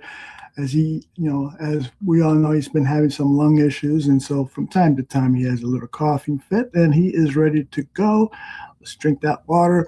All right. Yeah. So it's win. I want to do away with win now mode. I want to replace it with win forever. I get disappointed, but they're going to do it the right way. Mm-hmm. And it brings up a point. So yesterday, Schefter is on ESPN and talking about there are he said at least one team, and there's going to be more that they're going to bring up this spring. So this is probably for the owners meeting in March, and it'll probably get tabled until the owners meeting in May. Right now, you can't, when you make a trade, you can't use a pick beyond 3 years away as part of the trade. So there's people now want to throw it out up to 5 years. Okay. And that gives you the ammo to give away more picks. You know what that is? Freaking suicide to the team that makes the trade. Okay. They are sacrificing tomorrow for today. And what if today doesn't work? I think it's bad business myself. Yeah. But, they said, well, the NBA does it all the time. That's what they're talking about. NBA plays with 5 guys, not 22. Yeah. And that's a great point. And I don't want the NFL to turn into the NBA or, the NBA and the MLB, I have big problems with how they handle salaries and player movement and so forth. With the NFL, you can build team loyalty with the way things are designed. And team loyalty is so important for the health of leagues. What the Dodgers are doing to MLB baseball is the major leagues, to me, is reprehensible. I mean, those guys are going to win every year or at least be in the World Series every year. Well, they're buying it. And I don't get that. I don't like that. They can do it within the rules. They got to they're paying a tax on it, but they got the money to pay the tax. Yeah. So I get it. Yeah. But a little bit of socialism isn't bad, right, Greg? well, that's what the NFL is. Exactly. Yeah, I call it communism. You want to call it socialism? It's the same thing. Communism is too dirty a word. No, but it's everything is shared. Indeed. You don't really have the haves and the have-nots in the NFL. Mm-hmm. Everybody's pretty much on equal footing. Right. I totally agree. And that's what makes the league so much fun and well, that's what makes it so competitive. Exactly. All right, you ready to talk defensive tackles? And if so, give me a name of who you'd like to start with. Well, I don't have them in any order. I got 6 guys here. Okay. Let's start with Caleb Banks. We talked a little bit about him last week because he had the Super Bowl, the Senior Bowl that, in the one-on-ones, he looked like a man-child. Mm-hmm. That's all he did. He measured 6'6", even 6'0", 6'0", 335. I estimated his speed at 4'9". He's pretty athletic for a big guy. He only played 3 games in the 2025 season. He played I think it was the opener. It was either the first game or the second game. Played 29 snaps. Did not play again until the last 2. For the whole year, he played 95 snaps. So Kay is asking the question, do you have concerns with that foot, the drafting Banks? Well, that's what the medicals are for. Right. Okay, so you're going to X-ray and MRI the foot, and the doctors are going to look at it, and they're going to make a decision. And so, he's played pretty good. If you look at the first game, and I looked at all 95 plays. Mm-hmm. If you look at the first game, you almost want to throw it out because he was probably hurt. And then you look at the last 2 games. Now, I only was playing like 30 snaps a game in those 2 games. He was playing pretty good. Not quite the way he was dominating in the Senior Bowl, but he was playing good football. But now you go back to, you got to go back and you look at 2024 tape, where he played the whole season. And here's what I got here. I said only played in 3 games this year, or 96 total snaps. Last 2 games were the best of his career. Said dominated in the one-on-ones at the Senior Bowl. 2024 tape was average, was a flash player. And if we graded the flashes, he looked like a high day 2. The rest of the time, he looked like a day 3. So what are you buying? To me, there's a big question mark with him. I'm not saying don't take him, because the talent's up here. You just got to do your homework, and you got to know exactly what you're buying. He is a better player playing at the same school than Gervon Dexter was. And now the scheme has changed a little bit. So he had a little more freedom than Dexter had playing in that scheme when he was there. And the upside is way up here. But because of the limited play time this year and the unsteady play in 2024, I don't think the floor is real high. So there's a bust factor. Yeah.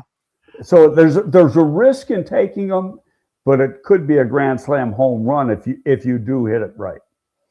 And is one of the ways to bet on him, being a home run, is to really get to know him and find out if he loves the game, how hard he works, et cetera, et cetera. Yeah, and that's also interviewing the people at Florida.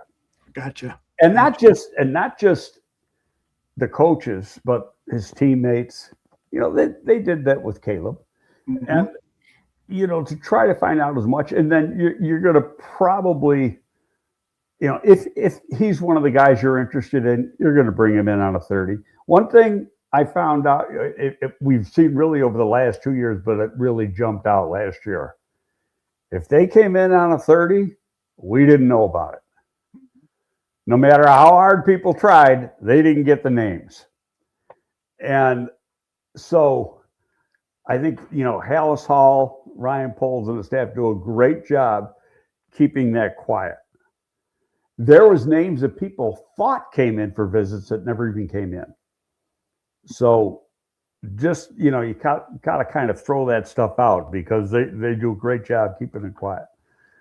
But, they'd probably do a private workout with him too. They did it with Wright when they drafted him because they wanted to find, they went down, there was talk that he might have a little lazy to him and stuff. And then when they went and worked him out, they just worked him to death. And that was like Easter weekend.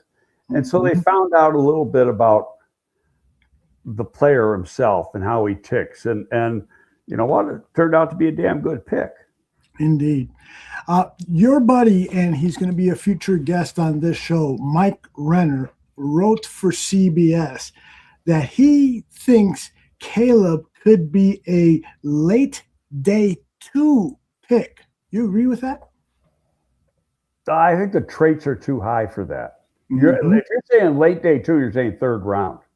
Yeah, right. Okay, so no, I think that he what the Senior Bowl does, and a lot of times you throw out some of this stuff. We've talked about it because the tape during the year is what's more important. But in his case, there was no year. 3 games and 96 snaps. So now the way now he's fully healed. So, he went before the Senior Bowl practices, he went another 7 weeks since the last time he played a football game. And that gave him further opportunity to rehab, get stronger, get quicker, get faster. And so, he got to the Senior Bowl and he was in optimum football condition and he showed it. So now it's like I said, you got to go back. You got to look at 24. You got to talk to people. You got to do a private workout. Obviously, what he does at the combine is going to be very important. And it could turn out to be he's a workout and shorts pick. And those can bite you out, bite you in the ass. We know that. That's why I said there's a high ceiling, but there's a pretty low. He doesn't have the floor that you'd want. But now, the Bears are picking, they're not picking in the top 10, they're picking at 25. So you look at things differently. I'm not saying he's going to be in the mix, but there's still a lot of work to be done. But he's a hot name now and a very interesting name. Yeah, I'll tell you, when he plays his best, he dominates in a way that makes me salivate. That's the type of guy we need. But there are times where he is overwhelmed and it seems like he's either not playing hard or maybe the foot's bothering him or whatever it is. He's a bit of a gamble right now. I don't know. What are the chances you think that he might turn that around and really lock in a first round grade for him? Again, it's February 10th. We don't have the answer to that right now. Could his performance at the combine with the drills and interviews help sway people? Yeah, but the medical's important too. That's the biggest thing. What does that foot actually look like? Sure. What was it? What did he have? What was broken? What got fixed? Mm-hmm. Okay, let's say it was a 5th metatarsal, and I'm just throwing a dart at the wall here. I don't know what he did. They usually pin that. A lot of times on receivers and defensive backs, it can be a recurring thing. Mm-hmm. Remember David Terrell, who was here? We did not pick him. That was our predecessors, even though that was he had that problem, and it was an ongoing problem. But he also played at a position where it can be an ongoing problem. There you go. All right, for those people who are just joining us live, Greg has just started with his first of 6 defensive tackles he's going to evaluate for us. I am also going to edit these segments and have them available on YouTube and social media in case you just want a capsulized Greg Gabriel evaluation on these players. So I'm going to make it as convenient as possible for our Barroom Network fans. What I ask in return is you subscribe to the Barroom Network and join us as often as possible live here on our YouTube channel. Okay, Who's next, Greg? Again, these aren't in order. Kayden McDonald, Ohio State. Okay. We don't have verified measurables. He's a underclassman coming out. He's played 3 years of college football. I got 6'3", 327. Probably runs around a 5'1", 5'1", 2. If that guy was there, I mean, obviously it depends who else is there. Mm-hmm. It wouldn't take me too long to say, okay, let's take him. I think he's a perfect player in this defense. I don't know if he's going to be there. I've seen him mocked to the Bears a few times. His production before this year was very average, but you have to take into consideration that, number one, he's a third-year player. Number two, Ohio State's been loaded. And you got to wait your turn. It's like the Alabama guys, when you're loaded with talent, you got to wait your turn to play. So he was getting backup reps and some rotation reps. And then this year he got the majority of the reps, and he was a very good player. He's very strong, explosive. He's a penetrator, very good disrupting the run, never gives ground to blockers, really good with double teams. I mean, he has to take on doubles a lot, and they don't move him an inch. Said he can two-gap, or he can penetrate as a one-gap guy. Very good hand use, gets rid of blocks quickly, good interior pass rush, needs to develop some moves, but always gets a push. So the worst you're getting is a guy that pushes the pocket, which is something the Bears need. I think he had 3 or 4 sacks on the year. I think he's better than that. It's just a work in progress as far as developing the pass rush. Mm-hmm. But I like his motor too. He's a guy he's a snap to whistle guy every down he's in the game. So I think an interesting guy, and he can play either defensive tackle position. Lance Zierlein over at NFL.com, who you invited on to be a guest last year, and maybe we'll have him on again this season, writes about Kayden McDonald that, let me find it here, his technique is a bit underdeveloped, and he is not a natural drain clogger against double teams. You agree with that? No, not from the tape I saw. And there's a lot of times Lance and I disagree, and that's fine. Sure. You're going to have that when teams are meeting right now. You're going to have one scout with one opinion, another with another opinion. That's fine. That's your opinion on the player. I've seen him take on doubles, and he just, he's tough. Is he going to get beat a couple times? Yeah, there's not a player in the world who isn't going to get beat. But he's big, strong, and I go back to what I said at the beginning of this conversation. This is the first year that he got to play a lot because he had to wait his turn. Mm-hmm. And so I don't have I could find out the snap count he had the previous years there. I'll do that right now. And while you do that, I just want to say, I don't want to make it seem like Lance doesn't like the player. He predicts that McDonald will eventually be a plus starter. So he's got a high grade on him. I just wanted to pick one of the negatives that I thought you might want to challenge regarding Lance Zierlein's assessment of Kayden McDonald, defensive tackle out of Ohio State.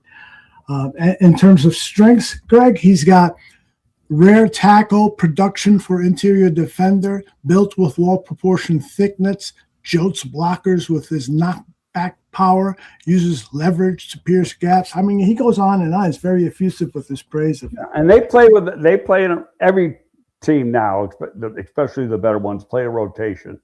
Mm-hmm. Just like the Bears do. It's where you keep people fresh. He played 449 snaps this year. That's not bad. Okay. Last year, 2024, he played half of that, 216. Wow. And as a true freshman, Mm-hmm. he played 34. So you can see what I mean. He had to earn his play time. Sure. Break line. And so it's, I just think you get a guy that we talked about, like with Caleb Banks, floor and ceiling. I think this guy's got a really solid floor and an unlimited ceiling. Well, I'll tell you, I mean, and he's so young. He's 20 now, and he'll be 21 in March. So he's a pup. Yeah, he's a baby. That's pretty cool. All right, who do you got next, my friend? Peter Woods. Oh, a lot of people talking about Peter Woods. Tell us what you think. 12 games, 577 snaps, playing in the rotation. He also played fullback. We're talking like 20 plays at fullback. Wow. And carried the ball. He had 2 or 3 touchdowns. Wow. I think could play either defensive tackle, strong, plays hard, very stout at the point of attack, quick hands, can shed quickly, gets penetration, but he can two-gap if that's what you're at. We don't do a lot of two-gapping. I'm just saying what he can do. He is a disruptor, better pass rusher than numbers. He has 5 sacks in the last 2 years, but he gets a lot of pressures. And like a lot of defensive tackles in college, you don't see big pass rush numbers. Part of it is once you get good coaching in that area, and you might, you're not going to get NFL coaching in college, then, your numbers go up. Gervon Dexter, what did he have, 6 this year? His last year at Florida, he had 2. Oh. Okay, so you see that. Come on. I said you're a better pass rusher than his numbers. I said I felt he may have 7 or 8 this year, but Clemson as a whole just wasn't that good. He's a consistent disruptor, which is perfect for the Bears scheme. I think he's a high day 2. Could he go with it? We say these call guys 20 to 40 guys or whatever. He probably falls into that area. Somebody took him at 23, 25, Bears are 25, 28. Wouldn't shock me. Wouldn't shock me if he went like, where Luther Burden went last year when the Bears took him at 39. So he falls in that area. Spawny writes, Peter Wood's stock seemed to be down somewhat. He seems like a great fit considering he can be moved all over the line. I don't expect him to be there at 25, but if he is, wouldn't he be a no-brainer for the Bears? I think there's a chance he's going to be. I think there's a damn good chance he's going to be there. But we're not all the way through the process yet. And again, the medical, we got to get the physical, the verified measurables, all that stuff. So I'm sorry, Greg, did you just say Peter Woods will be there at 25, or did I misunderstand you? I think he will be there. Peter Woods will drop to 25? Yeah, I think so. I'm going on what I saw. Sure. And Clemson was not that good. They had 2 really good defensive linemen, him and the defensive end, but the team itself was bad. Yeah. And a disappointment. And so a lot of times, the talent's there, but there was disappointment. Oh, yeah. Could somebody take him to 15? Yeah. As I said, now we're not all the way. We're not at 25% pull yet of the process of getting all the information in. So, yeah, it could be a guy. I'm just looking at what I saw on tape. Put it this way: I take the other 2 guys in front of him. You're getting Again, I'd put Caleb Banks. Maybe you put Peter ahead of Caleb Banks because of the floor. Nobody knows what the floor is on Caleb Banks. Right. You're taking him on the ceiling. This guy's a steady player. He's a good player. Yeah. I like Woods a lot. And one thing that I just saw here is you mentioned that he played in the running back, fullback position for 20 plus snaps or something like that? Like that. Or it might have been 18. But yeah, he lined up as their short yardage fullback as kind of like the fridge thing, but really more so. So he's got some quickness. Yeah. And they gave him the ball. Let me tell you something. He can move the pile now. Now, according to CBS Sports, he also played 30% of his defensive line snaps at the defensive end position. So he's got that position versatility. Yeah, he's not an end. He doesn't move like an end does. Yeah, but you might want to put him out there some packages, right? No. Okay. He's, people were saying they're going to do that with Gervon Dexter. They don't have the movement skills that you want at that position at the NFL level. Mm-hmm. Gotcha. All right. Let us move on to your next player. Who do you got for us? Lee Hunter, who, this is, it turned out I did him a couple years ago as an underclassman when he was at Central Florida. And he transferred into Texas Tech. Mm-hmm. It's a big, strong, explosive, dominant Senior Bowl week, but the 25 tape doesn't match what we saw at the Senior Bowl. Yeah. He's a very solid nose, but he's a very solid nose tackle. He does get some snaps at the 3, but he plays mostly on the nose. Lacks top end speed, but has very good 10 to 15 yard quickness, which for a DT is most important. The piano gets on his back after that first 15 yards, and he's going to slow down. He's quick off the ball. He is a disruptor in the run game, and that's if a guy's not a disruptor in the run game, he's just not going to be a fit for this team. Mm-hmm. Okay, so I said he is doubled a lot, and I mean a whole lot. I said he handles doubles well, and he can hold the point, and he can occupy blockers. Occupying blockers is a good thing because that frees up your backers.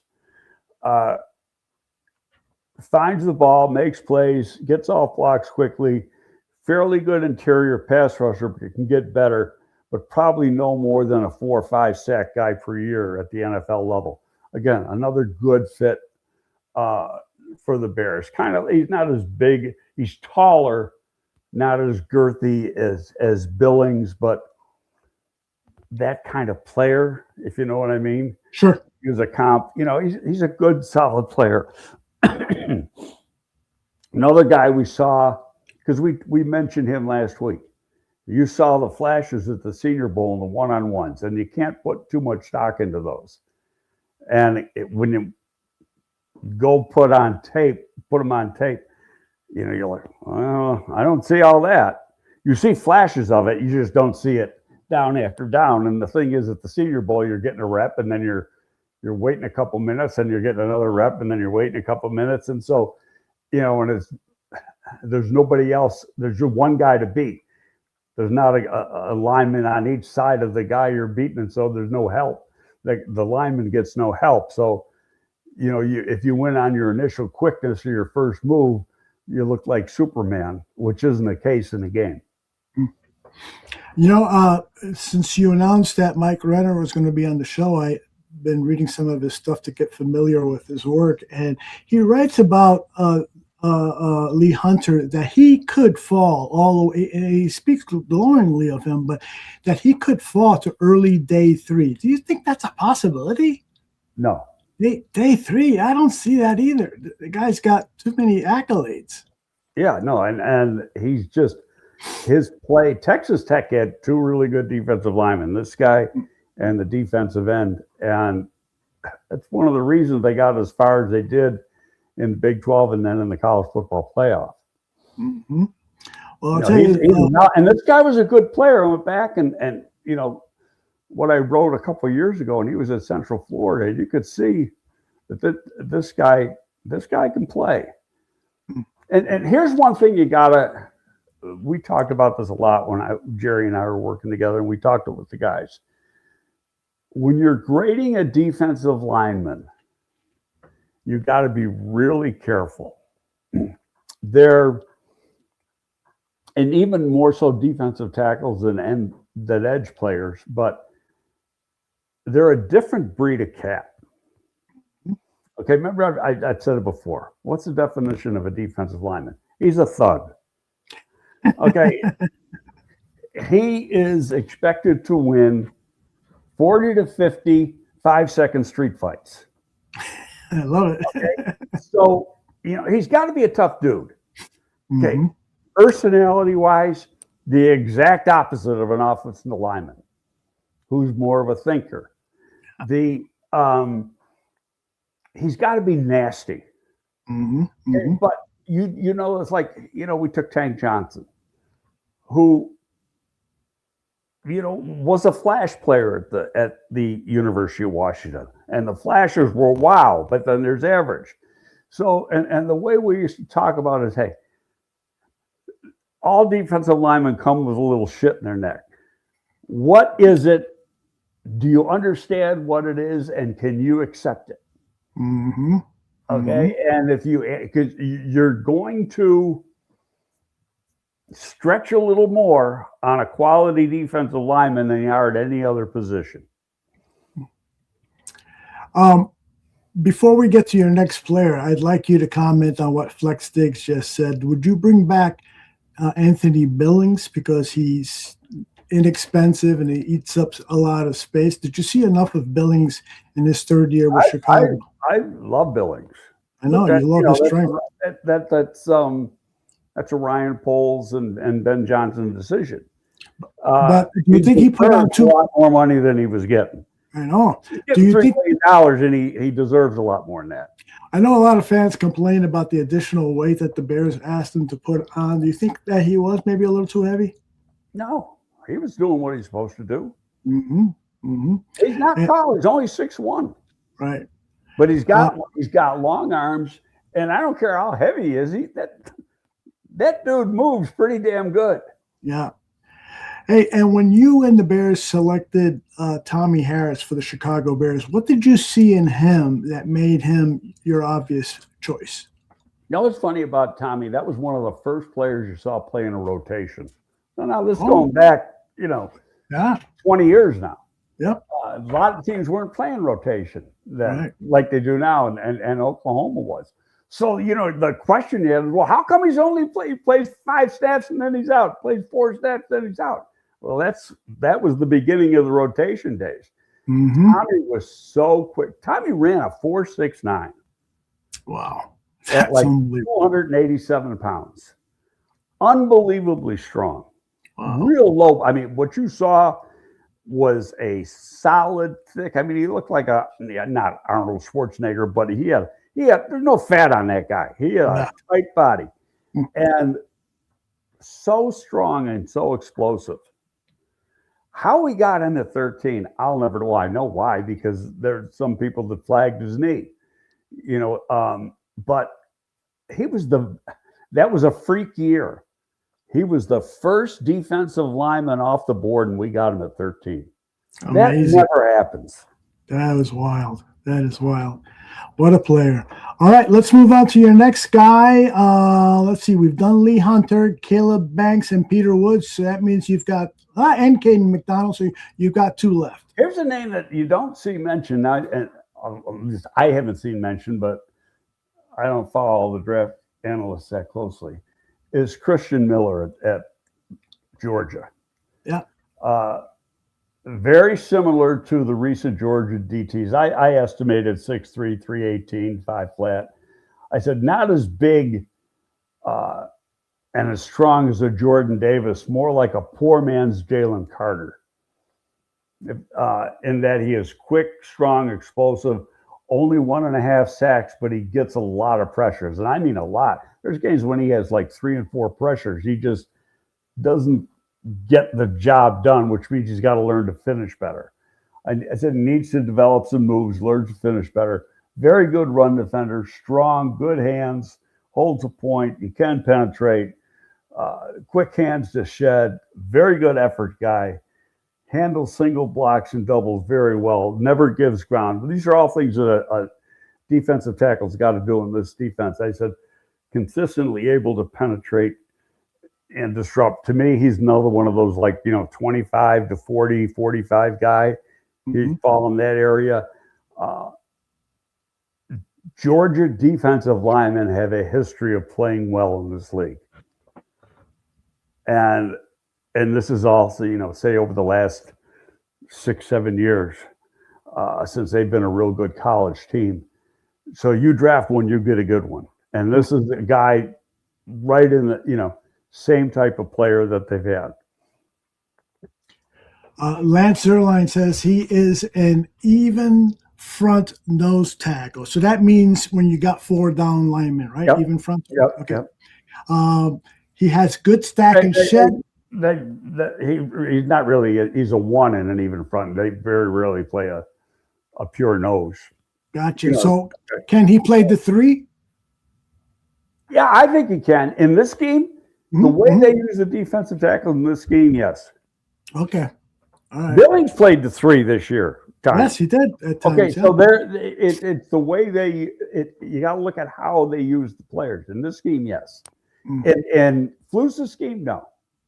See, I'm trying to, I'm looking at guys, there's I can't think of his name. There's a defensive tackle, Durant, I think his name is something, number 28 at Zane Durant, I believe. At Penn State. Hell of a player. If we're playing Fluce's defense, he's a guy, you're going to want probably in the second round. He is a good freaking football player. I don't see him as a real fit here. Interesting. Okay. Spawny says that the comp that he has seen for Christian Miller is Kenny Clark. Do you have any thoughts on that? That's good. Yeah. That can be a good like I said, he's similar to the guys we've seen come out of Georgia in the last few years. They're all well coached. They all play hard.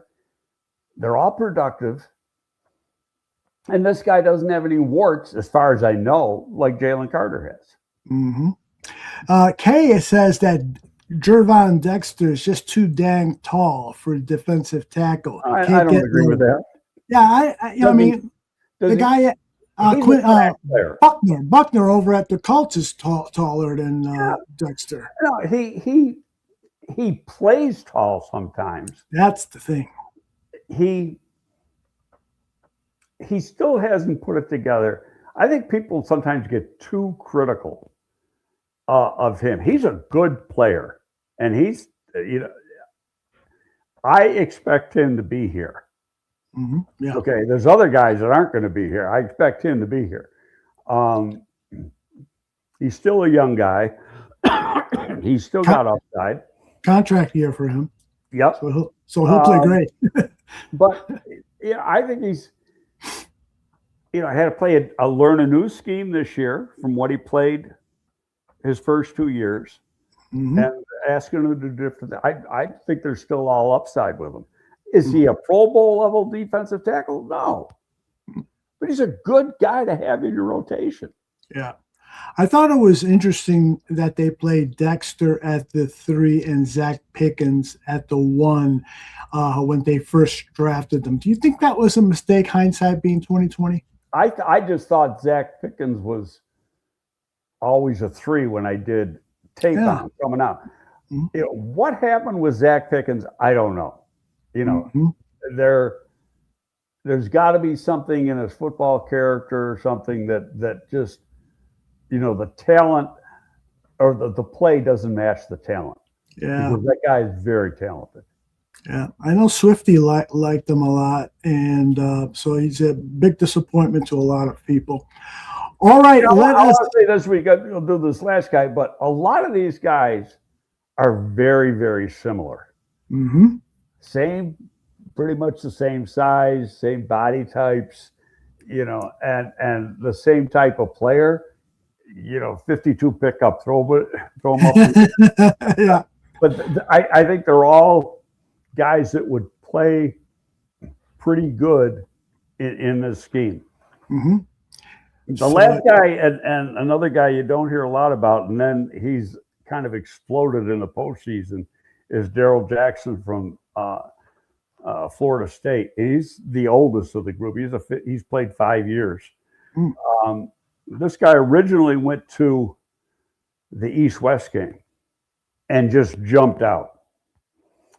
And so right away they brought him over to the Senior Bowl. He missed a day of practice because of that. And then he came in, and what's he do at the Senior Bowl in practice? He dominates again. I said, he's a big guy. We got verified measurables, 6'05", 328. I estimated his speed at 5'05". Fifth-year guy. Did so well at the East-West. They brought him to the Senior Bowl. Impressive run defender with strength and power at the point. Strong, quick hands, sheds quickly, does a very good job. These are like the same report for each guy. Very good with double teams. He does penetrate. He does disrupt. better pass rusher than the numbers say, just like I've said with these other guys. Very good at the East-West. Twice during his career, he had 3 sacks in a season, which is good for a college defensive tackle. Needs to learn how to put moves together and finish better. Can play either defensive tackle for the Bears, probably a high day 2 guy. Greg, again, going back to Mike Renner in the CBS Sports report that he evaluated some of his favorite defensive tackles coming out.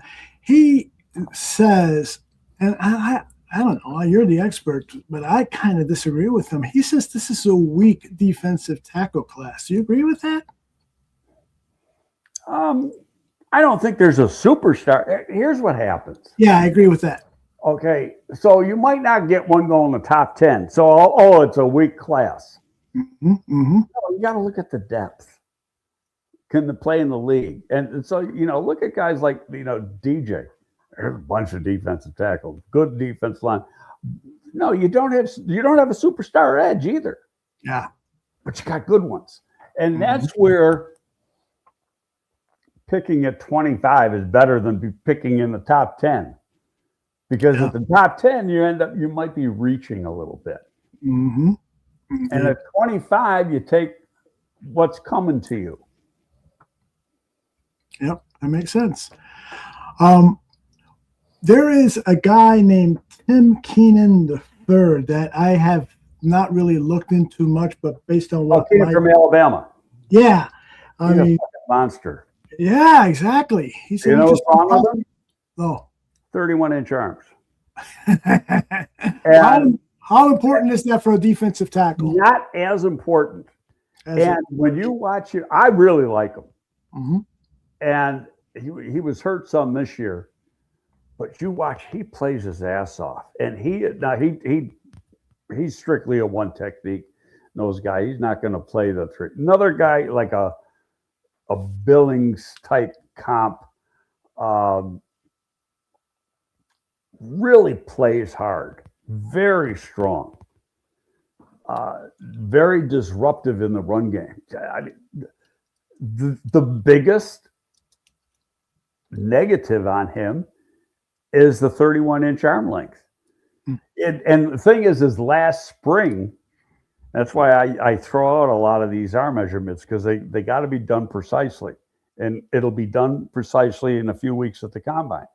He was 30 and a half last spring, and he was 31 at the Senior Bowl. Maybe he's going to be 31 and a half at the combine, because, like I say, they screw up that measurement. But damn, he is a good football player. Indeed.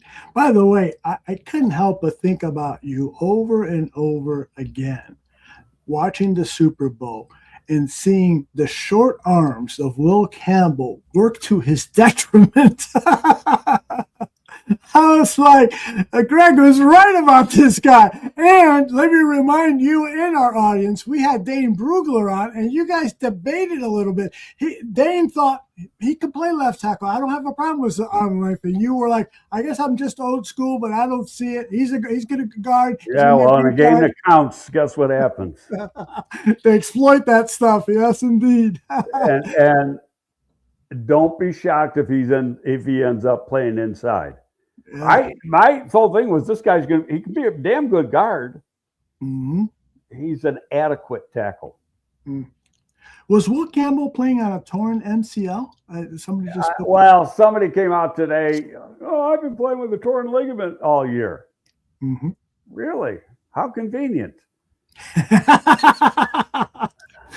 Yeah, well, you still have to move the guard, Will.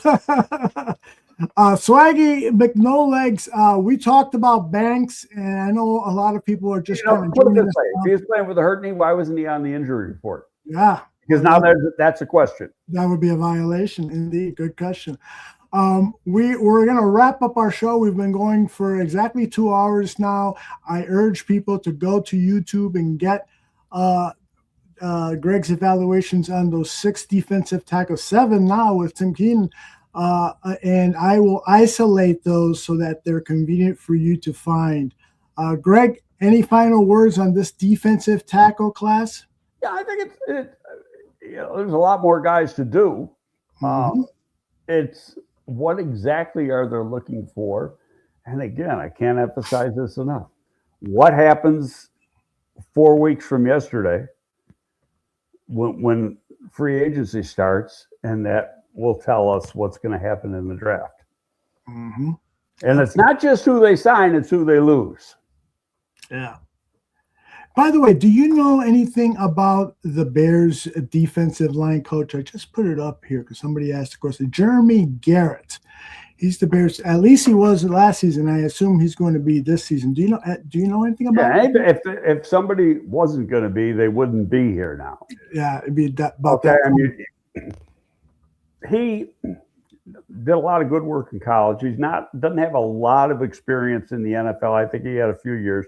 They also had the older guy, Young. Yeah, okay. Who is like way up here. Okay. He is, he's like a Harry Easton type reputation, but he's also like, 69, 70 years old or something like that. And so, this was like, I think he was here to, and he's still here to kind of mentor the younger guy, who's got, we got to get better defensive line play, but is that coaching? I think it's talent. Yeah. Talent's got to get better. Yeah, I totally agree. I mean, I just looked up the defensive line coach's bio, and it says he worked with Myles Garrett. And like, that's not an accolade for defensive line coach. That's you were lucky to work with Myles Garrett. I mean, yeah, absolutely. He probably taught him stuff that he didn't know. If Ben didn't like him, he wouldn't be here. Yeah. It's real simple. It's real simple. And in the case, not just Ben, DA. Yep. We've been done for 3 weeks. If they were making a change, they would have made the change. Would have been done by now. Yeah, indeed. Are you concerned at this point, February 10th, that other teams might still come after some of the Bears' position coaches? Well, you've got two teams, Arizona and the Raiders, that have just hired coaches recently. The Raiders officially yesterday, even though it was done over a week ago, it just was unofficial. And I'm sure he was already starting to put his staff together very quietly. The one thing that surprised me is that even though they had settled on him, they could have put in the permission slips for some coaches and brought them in and then, interviewed them without the prospective head coach, but at least the rest of the front office to do it. Yeah. But they chose not to do that. But yeah, could something happen with one of those two places? Yeah, but why would you leave here to go to one of those two places? Yeah. I mean, it's got to be a lot more money. Other than that, there's no reason. It's just like, the arrow's going up here. Who knows where the arrow is with you couldn't pay me enough to work for Arizona. Yeah. It's just, and that's because of the ownership.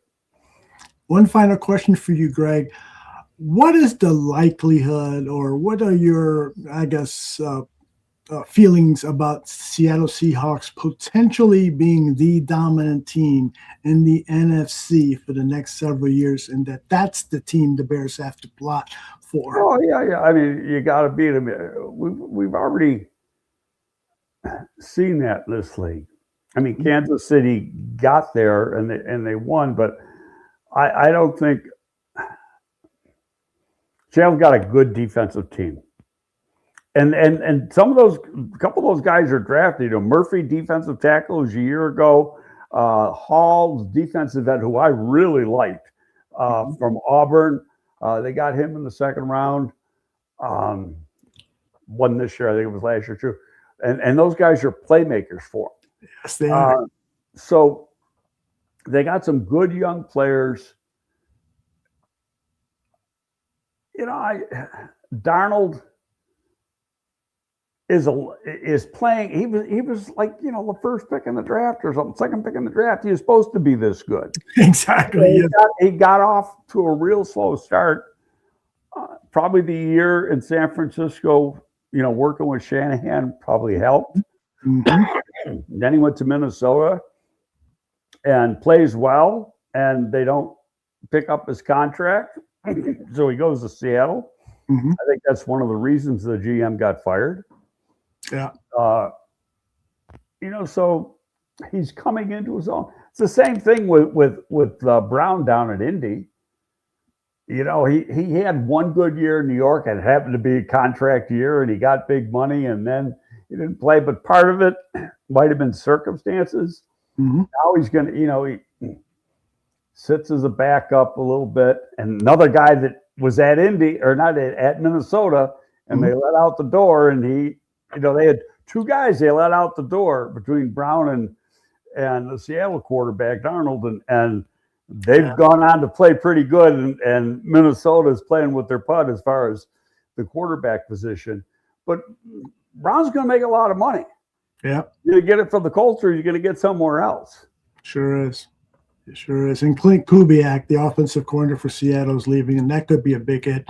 Yeah, I think that's going to be you're going to who are you going to replace him with? Yeah, it could be a huge hit. Mm-hmm. Indeed. All right. Any final words for your fans, and then we'll pull the plug on this one. No, not really. It's just, don't buy into a lot of the rumors that you're hearing, because 99.95% of them are totally false. Yes, indeed. Okay, so just relax. What happens will happen. I think they've proven over time nothing gets out at Palace Hall. They do a great job of keeping stuff quiet. Yeah, it's like the Pentagon on there. Better than the Pentagon. Probably better, yeah. No, they do really, really good job. Mm-hmm. So, people are we see all these guys, they want to get rid of this guy, yada, yada, yada. Well, you know what? That's what fans do. That's fantasy football. That's not real football. Yeah. The real football's being done at Palace Hall, and I think they do a hell of a job. Outstanding. All right. I want to thank everyone who has joined us live and their input, and also Keith Lutz for his $5 donation. We are back live with our next show Wednesday night, Bare Their Souls, and then Greg and I are scheduled to be back next Monday at our regular time, 11 a.m. And we'll do some edges next week. So Gabe Jackets, I hope you do him, because I think you like him, and I like him too. I do like Gabe. I think he's a good fit for what they do here. Love it. All right. Goodbye, everybody. See you later. Thank you all.